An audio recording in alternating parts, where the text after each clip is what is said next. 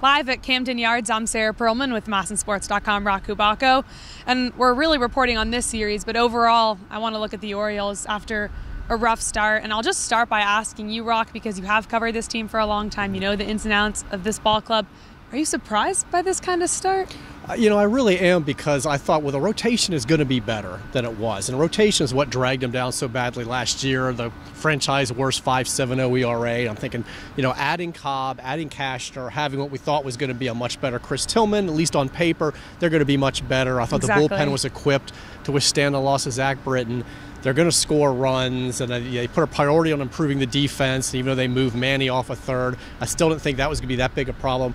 And yet the only thing that's really been good for them right now is the rotation. Strangely, if you remove... I'm not smiling. I'm just laughing because I'm thinking of last year and me consistently asking you every day, what's the deal with the rotation and all that. So I'm sorry, continue. I wasn't laughing because it's funny. I'm laughing because it's true, polar though, opposites. how strange that is. Now, granted, Chris Tillman was more encouraging his last outing. But obviously got off to the really rough start, and Alex Cobb, his first two, as the ERA skyrocketed. But we know Alex Cobb's going to be better. I mean, that's the least of their worries. So the rotation, they're getting quality starts that are being wasted right now. They're not hitting at all. Defensively, they've really slipped. Key bullpen guys have either struggled or just been inconsistent. Fundamentally, there have been some breakdowns. So there's a lot going wrong with this team right now.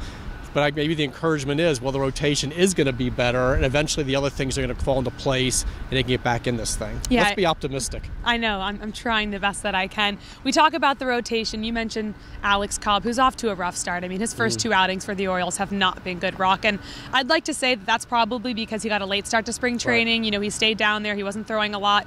So I'm going to give him the benefit of the doubt and say hopefully he does well today. Then again, he's facing his old team who have seen him so many times. But it goes both sides because, he's seen them. So right. I always wonder who's got the advantage on I don't know who has the advantage. Really? I'm going to go with Alex Cobb only because he's seen the way these hitters are and what pitches they like to face. Well, they say good pitching beats good hitting all the time. So if he pitches well, he's going to have the advantage over any hitters who know him. I would think it's how that goes. I think. Does that make sense? I guess we'll see. I think he's going to be fine again. And there were some encouraging signs the last outing as he's able to use that change-up more, the split change. He's getting more comfortable, getting more feel for it. But this is like one of those, this is a lesson, kids, that when you sign on March 21st, you're going to be behind everybody else, all the other kids in class. And he knows that. And he's taking responsibility for that. Sure. So, he didn't really have a normal spring training at all. They didn't rush him. We know that. They were very patient, deliberate with him. You wonder if it would have been even worse if they had given him a couple of side sessions and said, all right, get out there and you're going to, go face do your thing, Houston or whoever. So they felt like they handled it the right way, but there's no blueprint on what to do. It's odd to have a guy sign that late. How many starts are enough in the minors, not being able to use the Major League Baseball and having to pitch that's a silly rule extended in itself, games, sim games, things like that. But they feel like that he's going to obviously be getting better and better. He's just playing catch-up. But what you hope with the Orioles is that by the time he's back into that Alex Cobb groove that we're anticipating, that they're not like 30 games out of first place. I don't think that's going to happen, but you really need him to start picking it up now. Well, I guess we'll see how he does tonight against his former team, the Tampa Bay Rays. The Orioles have wasted 7 quality and phenomenal starts by their starting rotation, including last night with Kevin Gausman. I mean, his 7th inning was truly a gem. He's been playing really great. His first 2 were okay, but last night was really great. So it's unfortunate to see what happened, but hopefully they could pick it up tonight. I actually brought out a paper today, which I rarely do with you, Roch, because I had so many points to hit about this team, and I'm not even trying to get down. But let's start with infielder. I read your piece you just actually posted, Jace Peterson. They claimed him. Excuse me.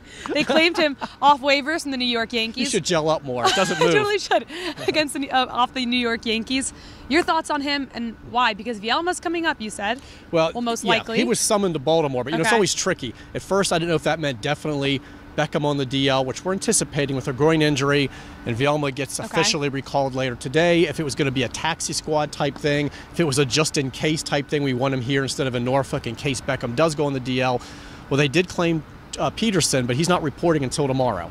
So what do they do today if Tim Beckham does go to the DL? That's it. If Beckham goes on the DL, then you can have Vielma for one day, say, hey, thanks a lot, and then point him back to Norfolk. They could do that. But he is a plus defender, but they can't keep him because they just don't need that many infielders. Once Peterson is here Wednesday, then you still have Sardinas, and I assume that it would be Vielma who would go down. Sardinas is out of options. Vielma isn't, so it's easier. It's an easier roster move to go ahead and move him. So I would think that's what they're going to do, unless they want to go wait one more day to put Beckham on the DL. But why do that if he isn't available? They're going with a short bench anyway. So my assumption is that because they went ahead and got Peterson, they're prepared to make this move. And he's the guy, I mean, I know on the surface it's not like there's a big difference maker, but it's exactly what they need. They didn't have a true utility guy when they broke camp, and that's risky. Usually they always make sure they have that Ryan Flaherty type, specifically Ryan Flaherty. He was the type they had for like the last 6 years, and they didn't, so they didn't really have a backup or a guy that could play the middle infield unless they were going to move people. Schoop could move, Beckham could move, we were told that. Well, look what happened. They're both injured. So now you desperately needed a guy like Peterson. They've had interest in him in the past, and the Yankees kept letting him go and reclaiming bringing him back and letting him go. Yeah, I think it was a week. He was at the Yankees sordid little now. game they were playing. Yeah. So now finally he was turned loose again, and the Orioles were able to go ahead and get him, and he'll be here tomorrow. And then we'll find out later today exactly how it's going to play out with Beckham and with Vielma. But I know Vielma was summoned to Baltimore. So my guess is that he will be on the roster tonight, but I've been wrong before. But I know he's not in Norfolk, and I know that Peterson will be here tomorrow. Interesting, very interesting. Roch, you brought up Ryan Flaherty, and I know that hindsight is 20/20, but do you think the Orioles at this point right now are regretting just kind of dangling those minor league contracts in front of him, because that guy's off to a pretty good start? He is, and for the major league deal, they certainly would have had him, but they thought they had him for a minor league deal last day of camp when we were in Clearwater. That night before, they were so sure that they had an agreement with him, they were getting ready to go ahead. Someone in the front office was about to alert Buck, and then all of a sudden the Braves said, hey, wait, we'll give you a major league deal, and Ryan, as much as he wanted to come here, wasn't going to pass up the major league deal. Why would he? So he went ahead and accepted that. The Orioles, I texted somebody in the organization. I said, I heard you guys were close. He goes, more than close. Like, they thought they had him. So it's a day like today, they need Ryan Flaherty. They really Flaherty. could use him. They've needed him really all season, a guy like that. Not because he's going to hit 360. He's not going to win a batting title in the National League. It's hard to find a utility guy like him, though, and just step in almost any position. Right. It wasn't about the solid. offense. The Orioles obviously would have liked to have had him because he can play anywhere. And they trust him defensively. Anywhere in the infield, he can play the outfield. He's their emergency catcher. So he would have been a useful guy. So would Ryan Goins. Remember, we were going to have the drinking game every time I said Ryan Goins. And you brought him up again. I brought up again. Ryan Goins. We have nothing to drink. He's with the Royals. They did put together a proposal for a major league deal. Yep. But I think he kind of ran out of patience waiting for that to be official and took the minor league deal from the Royals, and he's in the majors right now. But they just needed that kind of guy, and Peterson is that versatile. He can play everywhere, basically. And the Orioles saw him twice in the Bronx earlier this month, and he was playing left field. But most of his experiences at second base, and prior we would have said, well, they don't need that. They have Jonathan Schoop. But look what happens. Jonathan Schoop is not around now, so they could use a guy with that kind of experience at second. Also can play third, can play short, can play first, corner outfield. So he could be a useful guy for them. Yeah, I'm excited to see what he can do up here, and he'll join the team tomorrow, like you said, in Baltimore. You bring up Jonathan Schoop, so we're going to have to move into that. Unfortunately, talking about injuries, I'm not someone to make excuses. You guys know that by now. Roch, you know that. But if Buck wanted to, or the GM or whoever, Dan, wanted to make excuses, his team has injuries in every aspect. You talk about Jonathan Schoop. Trey Mancini hurts his knee. Mark Trumbo's on the disabled list. Chris Davis was battling an illness, not playing well. Whatever you want to look at, that's unfortunate. A certain closer. A certain closer. Who may be playing catch behind us. Oh, he just walked in. You just missed him. He was playing catch. He had PFPs yesterday. He's getting better. I mean, injuries have really affected this team. Jonathan Schoop, is there an update on him? When can you expect to see him back? Because that'll be a big difference in the field. Yeah, I mean, we should have more of one later today, which doesn't help us right now. But he did work out yesterday. He came out on the field. He ran and he threw. He's not swinging a bat. Okay. But he was really encouraged about how he's been feeling. It's tricky because it's an oblique, and that's not something where you can go ahead and test out a knee, and if it's a little sore, you stop. If an oblique, if you try swinging or exerting yourself and you feel it grab, you may be out another month or two. So you really can't test it unless you're positive just about that it's okay. And then if you're not really testing it because you already know it's okay. So that's a tough injury to deal with, and you don't rush back from one. He went on the 10-day DL. It was never going to be 10 days. But he's encouraged by how he's recovering. The Orioles thought they caught it in time, so he should be able to come back sooner than Chris Lee, who injured it in facing one batter in spring training. And now he's starting his throwing now and extended, but he's been out for a while. This isn't as serious, we don't think. But it depends on how he woke up this morning, how he was feeling after that activity, and when he'll be ready to go ahead and start swinging a bat. Is he going to have to go on a rehab assignment or not? But they really could use him. He was just starting to heat up, back-to-back multi-hit games. Plus his loss, that trickle-down effect with the defense and the infield, it forced people to move. It put Beckham at second for a while. They brought up a couple different guys from AAA. You have Valencia at third. It's not ideal. So they really need Jonathan Schoop to come back. But they need him to come back healthy, where there's not a setback where you lose him for a couple months. Yeah, exactly. And Mark Trumbo, same goes for him. He's hurt. Obviously, he's supposed to come back when? Because from what I heard, he was training. He's in his rehab assignment at AA. But what's the latest on him? Because he's someone also that Buck was mentioning. He doesn't want him to come back and re-injure himself and then have to go back on a rehab assignment and the whole thing. Right. With the quad injury, he played first base last night at Bowie, 1 for 3 with a walk. He's supposed to play right field tonight and DH Wednesday. They have an early game, afternoon game, and then he will come here to work out on Thursday, and then we're assuming he's going to report with Norfolk, go down to Charlotte and play through the weekend, and then maybe he comes off the DL when they go on the West Coast. Now, he could come back here Thursday and say, look, I feel great. I'm seeing the ball great. Let's do this, and maybe talk his way into it.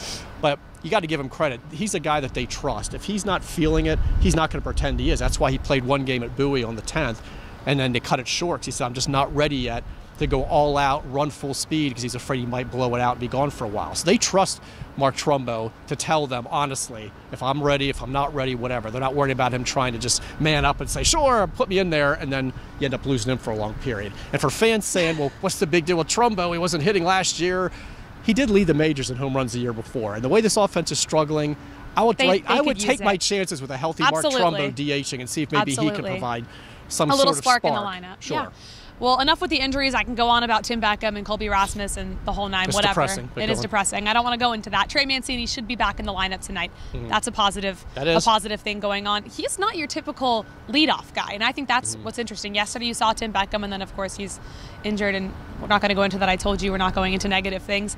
What do you think about Trey Mancini in that leadoff spot and in general what he adds to this lineup? Because he's someone that's been probably the most consistent hitter for this team besides Manny Machado. Right. I mean, for what they need, and because they don't have that prototypical leadoff guy, he makes the most sense. And Buck was actually asked yesterday when Trey's back, will he be the leadoff hitter? And Buck kind of gave that look with like, duh, like, well, like not what him, else do who? we have? Of course. But of course, in a perfect world, Buck said you'd love to lower him, even to second, because he's a kind of hitter he can hit to all fields. He has good at-bats. He can work a count. That he would be a really good number 2 hitter. But with his run-producing potential and skills, you'd like to lower him even more, but they just don't have anybody else to bat leadoff. He doesn't strike out as much as a lot of the other guys on the roster. So right now, and he's been productive in that spot, so you may as well keep him as a leadoff hitter. But in that perfect world, they would have been able to find a leadoff guy in the offseason. And I think, you were kind of hoping that they could get that left-handed hitting outfielder who also had leadoff skills.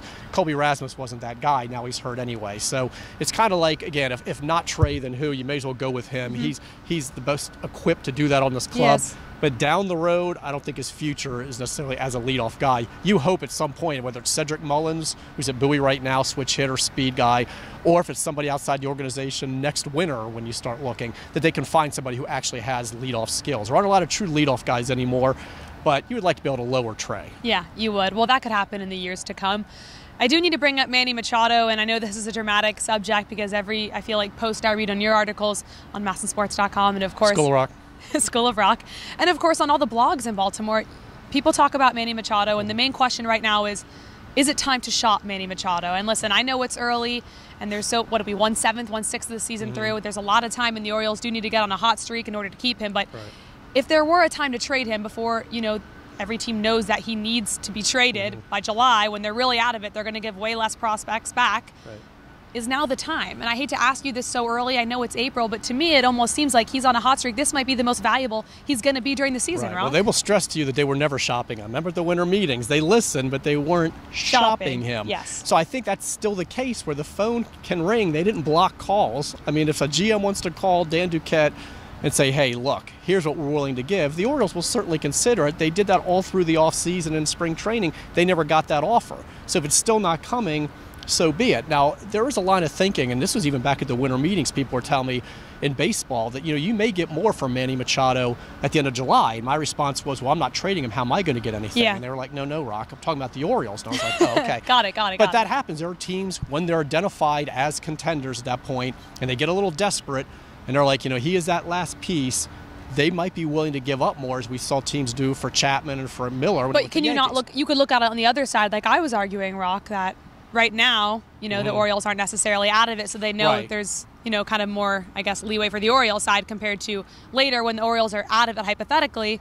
They know they need to trade him for anything back at that point. So I see both sides. But so you think it almost might be better to wait until July when teams need that last piece, if anything. But again, if the Orioles make a huge run, then they don't even need to worry about it. I mean, they're certainly not conceding anything right now, and if you trade Manny Machado, you're conceding. So absolutely. And I know that they're careful with that. But if they get that phone call and one of these teams that they talk to in the offseason is okay, we'll give you those 2 top pitching prospects you wanted, then you certainly are going to listen to that no matter where you are in the standings because you were listening to it in the offseason as well. So you most certainly would. But if it's not out there, they're not just going to say, you know what, we're 11 games under 500. We just got to unload Manny and get something. They're not going to do that. Yeah, it's too soon. It's only April. Although, as we're doing this live right now, I would like to see what all of our fans and all the Orioles fans out there think about shopping Manny Machado, because I've seen various comments on your blog and all over the internet. So I want to know what everyone watching right now thinks. Will the Orioles shop Manny Machado? When's the perfect time? If there is even a perfect time in this final year. They will tell you 2 years ago. You're going to get some of those. The perfect time already passed. I'm like, 2015 was 3 years ago. We can't do that now. I don't know why we're going back. They were still going for it. They thought they could go to the World Series with Manny Machado. Okay, well, you know what? The Orioles need some wins. The team batting average is 215. That being said, there's still 139 games of the regular season, Roch. For everyone watching, I need you to give your little spiel to relax. You've seen worse teams in this. I know the AL East is really competitive. I mean, you have the Red Sox and the Yankees that are on fire right now. They need to obviously sweep or get 2 wins against this team right now. Obviously the non-contending Rays, but what do they have to do? And can you give a message to the fans to relax a little bit? Because they don't listen to me. I feel like my Twitter timeline is blowing up so much. I have stress. Oh, it is. I do. I have to stop checking the notifications during games because it's so depressing. But, I've covered really bad teams. The difference is that we usually broke camp in early April, late March, knowing that they were going to be bad. And they've played poorly. And there are some flaws in the roster construction, I think. We can agree with that. But I don't think they're as bad as what the record is because, again, the rotation is going to be better. And I look at guys like Michael Givens and Brock and O'Day, and I know they're going to pitch better than they have collectively. And their track records in this lineup where guys are going to start hitting defensively. At some point when Schoop comes back, that's going to help. Manny's played a good short, but he plays a phenomenal third. So that's always going to be a lingering debate, topic this season. Exactly. Why did you move them? But I still think that they've got enough pieces in the nucleus that they can play a lot better than they are. And it is still April, but they're realistic. They know mathematically there's a lot of time left. But as Buck said, you can't just wish it. It has to happen. So I think there's still enough time that they can go ahead and make some sort of a run here where they can get themselves back where you're at least talking about the wild card, which is kind of the expectation coming in. I don't know how many people thought they were going to win the division. But mathematically, they could do that too. They have not been eliminated. They could. But they just have to start hitting. And when you have 6-7 guys slumping, people are screaming for bucks. You got to shake things up. You got a 3-man bench. Mancini was hurt. It was a 2-man bench. How much shaking can you do anyway when many people are struggling? Not much. You want to drop one guy who's struggling, you're going to have to drop 7. You can't do that. It's physically impossible. There's only so much you can do. So at some point, it's up to the players to snap out of this and trust the track records. And right now, that's all you can do. And if we're still having this conversation in June, we'll reevaluate. We're going to reevaluate. But they're not going to blow it up in April at this point. Thank you for that, Roch. I needed to hear that. I know everyone else did. We're realistic, but we also have a little bit of, I still have a little bit of fandom where I want them to do well. I don't want to cover a team that's not doing well. But there's urgency. There's absolute urgency. They know that in the manager's office, the clubhouse, they know. Look, we're going to be buried if we don't turn this around quickly. They do know that. And I think with Trey Mancini back tonight, hopefully Tim Beckham, if he goes to the DL, comes back healthy. Mark Trumbo comes back. Colby Rasmus comes back. Jonathan Schoop comes back. Maybe Zach Britton comes back in early June. Exactly. And that's in a month, if you really think about it, a month. He's throwing today. We saw him, and you saw him take PFPs yesterday. So, time will tell how the team does, but I like your message to relax because I've been getting a lot of, I don't even know the word, tension coming. Yes. Tension coming our way. It's just baseball, people. It's baseball. It's just baseball. We love it, but it's just baseball. They need some wins, and that'll hopefully start tonight. We'll see Alex Cobb facing his old team, the Tampa Bay Rays. That'll be interesting. Who's got the advantage? We still we don't know. We don't know. I'll actually ask that question right now before we sign off. Who has the advantage? Alex Cobb or his previous teammates from learning how he pitches and seeing that all the time? I'm going to go with Alex Cobb. Your take? I think so, too. Okay. Well, we'll see. They're looking for a desperate win right now at Camden Yards. I'm Sarah Perlman, Roch Kubatko, masnsports.com beat writer, School of Roch. Another plug. I'm Sarah Perlman with Masn All Access, and we'll catch you next time.